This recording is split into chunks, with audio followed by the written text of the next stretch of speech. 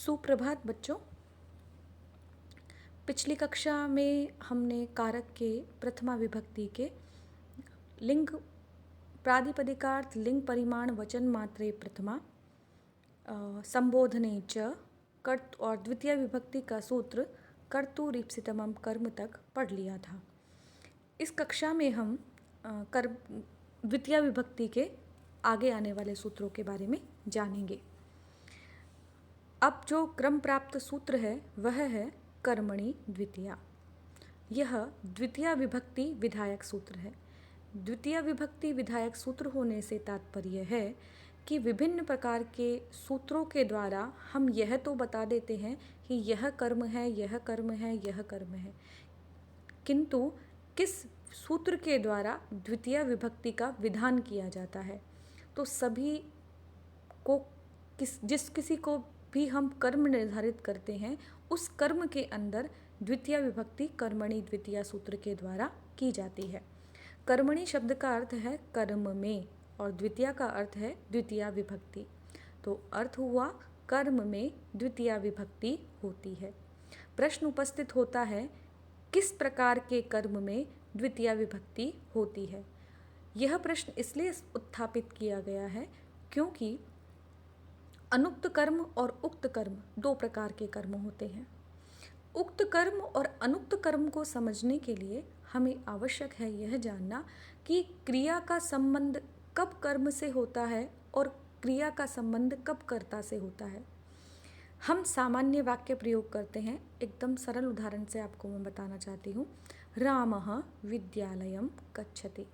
यह गच्छति प्रथम पुरुष एक वचन की क्रिया है और इसके साथ जो कर्ता है हमारा सह या रामः वह भी प्रथमा विभक्ति का है और एक वचन का है।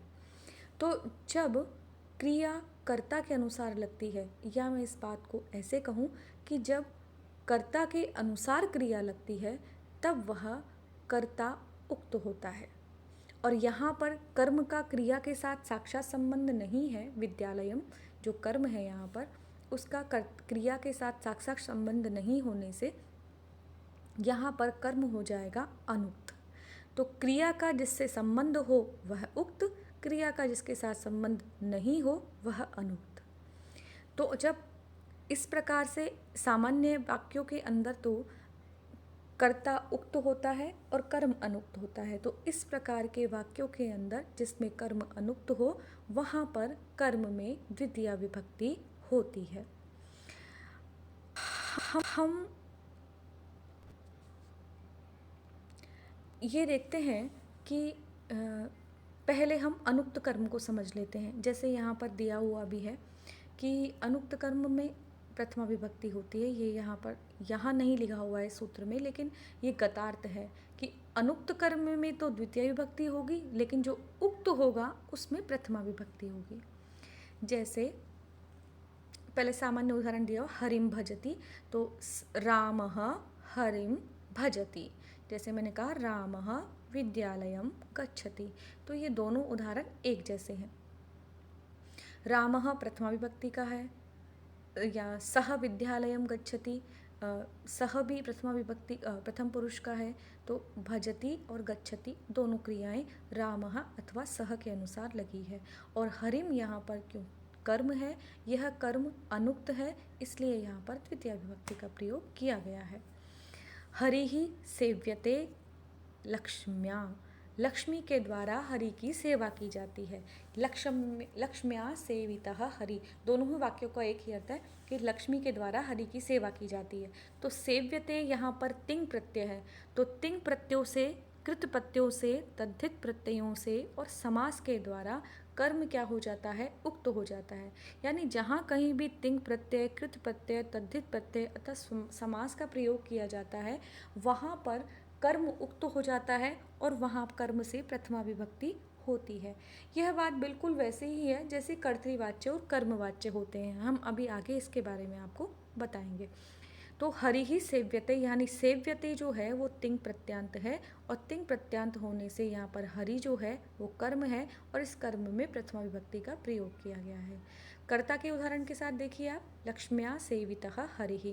तो सेवितः जो है यहाँ पर वह त प्रत्यय है जो कृत प्रत्ययों में गिना जाता है, और हरि ही यहाँ पर कर्म है, और कर्म में यहाँ पे प्रथमा विभक्ति है, और लक्ष्म्या यहाँ पर कर्ता है, कर्ता से तृतीया विभक्ति है। अब अनुक्त कर्म के उदाहरण देखिए। कृष्णम वंदे जगद्गुरुम, जगद्गुरुम कृष्णम वंदे। वंदे जो है उत्तम पुरुष एक वचन की क्रिया है, तो अहम जगद्गुरुम कृष्णम वंदे, तो अहम इस कर्ता का साक्षात संबंध किससे है? क्रिया वंदे से है। तो कृष्णम और जगद्गुरुम, जो कि जगद्गुरुम यहाँ पर विशेषण है और कृष्णम यहाँ पर विशेष्य है, साथ में साथ ही क्या है, कृष्णम यहाँ पर कर्म हो गया, और कैसा कर्म है ये? अनुक्त कर्म है, इसलिए यहाँ पर क्या होगी? विशेषण विशेष्य में एक विभक्ति आती है, तो कृष्णम में द्वितीय विभक्ति आएगी क्योंकि वह अनुक्त कर्म है, तो जगद्गुरु में भी द्वितीय विभक्ति आएगी। दूसरा उदाहरण देखिए। रघुवंशनाथम रामम नमामि, नमामि अहम नमामि। अहम उत्तम पुरुष एक वचन का है, नमामि उत्तम पुरुष एक वचन का है, तो क्रिया के अनुसार ही यहाँ पर, कर्ता के अनुसार ही यहाँ पर क्रिया लग रही है, इसलिए रामम और रघुवंशनाथम ये दो क्या होंगे? कर्म होंगे, और अनुक्त कर्म होने से यहाँ पर उनमें द्वितीय विभक्ति का प्रयोग किया जाएगा। विद्या विनयम ददाति, विद्या यहाँ पर कर्ता है, कर्ता के अनुसार ही यहाँ पर ददाति क्रिया का प्रयोग किया गया है, इसीलिए यहाँ पर कर्म अनुक्त होगा, और अनुक्त होने से इसमें द्वितीय विभक्ति का प्रयोग किया जाएगा। उक्त और अनुक्त को हम कथित और अभिहित भी कहते हैं, और अनुक्त को हम अकथित या अनभिहित भी कहते हैं। तो कब उक्त होता है कर्म, कब अनुक्त होता है? तो जब क्रिया कर्ता के अनुसार लगती है तो वहाँ पर कर्ता उक्त होगा, जब क्रिया कर्म के अनुसार लगती है तो कर्म अनुक्त होगा, क्षमा कीजिएगा, उक्त होगा। तो क्रिया जिस जिस के अनुसार लगेगी, कर्ता और कर्म उसी के अनुसार उक्त हो जाएंगे। कर्ता के अनुसार क्रिया लगती है तो कर्ता उक्त, कर्म के अनुसार क्रिया लगती है तो कर्म उक्त, और जो भी उक्त होता है उसमें प्रथमा विभक्ति का प्रयोग किया जाता है। और जब अनुक्त की बात आती है तो कर्म के अनुक्त होने पर द्वितीय विभक्ति, और कर्ता के अनुक्त होने पर तृतीय विभक्ति। जिस कारक के वचन पुरुष आदि के अनुसार क्रिया का वचन एवं पुरुष निर्धारित होता है उसे कथित, उक्त, अभिहित कारक कहते हैं। इसको सरल भाषा में मैंने आपको बता दिया। जब क्रिया कर्ता के अनुसार लगती है तो जैसा कर्ता होगा क्रिया भी वैसी ही प्रयोग की जाएगी, और जब क्रिया कर्म के अनुसार लगती है तो जैसा कर्म होगा, जिस पुरुष का, जिस वचन का होगा, क्रिया भी उसी वचन और उसी पुरुष की लगाई जाएगी। तो जो कारक उक्त होता है उसमें हमेशा प्रथमा आएगी, चाहे कर्म उक्त होगा तो कर्म में प्रथमा आएगी, और जब कर्ता उक्त होगा तो कर्ता में प्रथमा आएगी। लेकिन जब कर्म अनुक्त होता है तो कर्मणि द्वितीय सूत्र से उसमें द्वितीय विभक्ति आती है, और जब कर्ता अनुक्त होता है तो उसमें तृतीय विभक्ति का सूत्र है, उसके अनुसार उसमें तृतीय विभक्ति लगाई जाती है। अब आगे इसमें कर्तृवाच्य और कर्मवाच्य को भी हम यही समझ लेते हैं। मैंने आपको अभी अभी बताया कर्तृवाच्य जिसमें कर्ता की प्रधानता हो, कर्ता की प्रधानता जिसमें होगी क्रिया भी कर्ता के अनुसार लगेगी।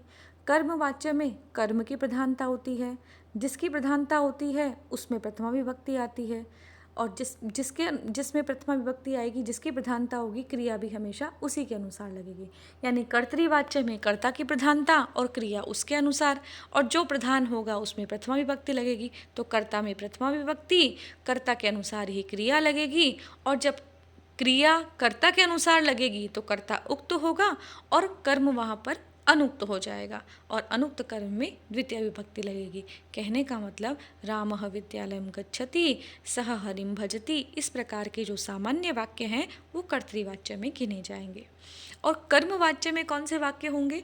जहाँ पर कर्म की प्रधानता होगी, जैसे लक्ष्म्या हरिः सेव्यते, तो यहाँ पर कर्म प्रथमा विभक्ति के अंदर है, जो हरि ही कर्म है वो प्रथमा में है, उसी के अनुसार सेव्यते क्रिया लगी है, और लक्ष्म्या यहाँ पे कर्ता है उसमें तृतीय विभक्ति लगी है। तो कर्म वाच्य में कर्म की प्रधानता, जो प्रधान होता है उसमें प्रथमा विभक्ति, उसी के अनुसार लगती है क्रिया, और उसमें कर्ता में आएगी तृतीय विभक्ति। ये बात मैं आपको पहले बताई चुकी हूँ कि तिंग, क्रोधित और जो त प्रत्यय होते हैं। तिंग प्रत्यय, कृत प्रत्यय और तद्धित प्रत्यय और समासों के कारण ही कर्म हमेशा उक्त होता है, यानी इनका प्रयोग हमेशा कर्मवाच्य के साथ ही किया जाता है। तिंग प्रत्यय का उदाहरण हम पहले भी पढ़ चुके हैं, हरि सेव्यते। कृत प्रत्यय का उदाहरण लक्ष्म्या हरिः सेवितः। तद्धित प्रत्यय का उदाहरण शतेन क्रीतः शत्यः, और 100 से खरीदा हुआ 100। और समास का उदाहरण है प्राप्तम आनंदम यमसः। अगला सूत्र है अकथितम च।